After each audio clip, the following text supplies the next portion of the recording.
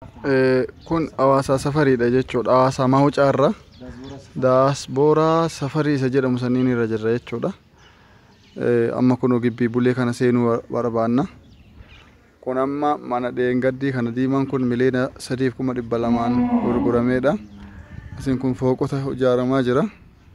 Kuma mana kana dudduubaan asfaaltiin meezaa xiqqoodha jechuudha. Mitira muraasa qofa. Manni kana fakkaata. Warra biyya biraa jiru yoo danda'e malee amma barriin almuuniyeemiidha. Kaaree 500 on hadiiqaa fakkaata jechuudha. Yookaan matamte isaatu iyyuu giriiniidha. Maashaallah tabaarakallah. Abboor rabbi irraa jaalatu inni akkana dalageefu. Balballi ajaa'iba abba deebisee jira. Kun akkuma jalqabduu barraa argitanitti ilaalaa kuno. Ilaalaa kuno waan fakkaatu safarri waan fakkaatu manni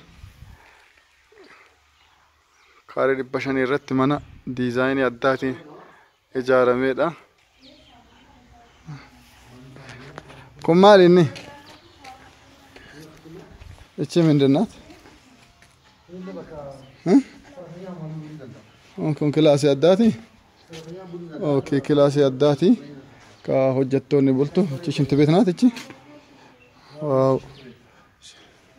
Siinoo guddoodha abbo. Maashaallah tabaarakallah. Tu nama bakka haaresni bulaa yookaan zabanyaa warra waa eegu bulchaniidha. Waaw waaw waaw. Santa kifil ነው ያለው? ወደዚህ መቀጠል ይቻላል። አገርተይ ይበቃል። በዚህ ራሱ በዚህ ራሱ ይበቃል። እቺ ምንድን ናት? ኦኬ ኩሽናዳ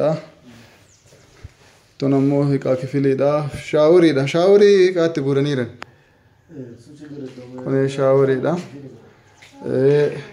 ቶናሞ ኩሽናዳሲ keessuma kanaan jechuudha. Kushiin akka qoraan dhaabuu dhiisanii elektiriika eeggafatan.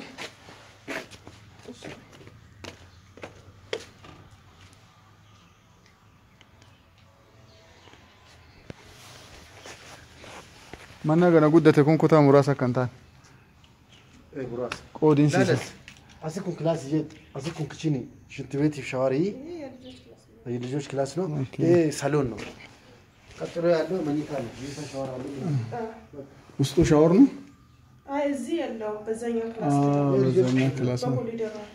ኦኬ ኮኔ ኮታ ጆሌቲ ሳሎኒ ይወሰይለ ለቆም ኮን አሲን ሳሎን አሲን ማልቱ ጅራ ኮን ሳሎን ሄዳ ሱም መኝታ ሻወር ይባላል። ይሄ ሳሎን ብቻ ነው። አዎ ይሄ ደግሞ ሳሎን እና መኝታ ነው። የውስጥ ሻወር አለ አይደል?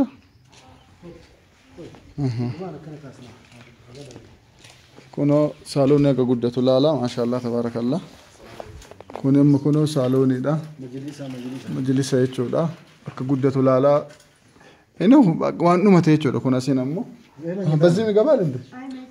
መኝታ ክፍል በቃ ይሄም ያኒ ሁለቱም አንድ ነው ማለት ነው። ኦኬ በሩ አውስትራሊያ ነው። መኝታ ራሱ ሳሎን ነው ማለት ነው። ከነልካስ በሪ አውስትራሊያ ነው። ወልበል ኮን አውስትራሊያ ሲንጀራኒ ኮን አልሙኒየሚ ዋንን ፈካቱ ላላቲ gatiin miliyoona 4 jedhama. Miliyoona 4 jedhanitti mulguutani. Dirdirin injira. Achirra haga tokko yaa walitti dhiyaachuun injira yaani. Sunillee waan guddaa miti. Tilmaama guddaa keessa kan seene maashaallah tabaarakallah.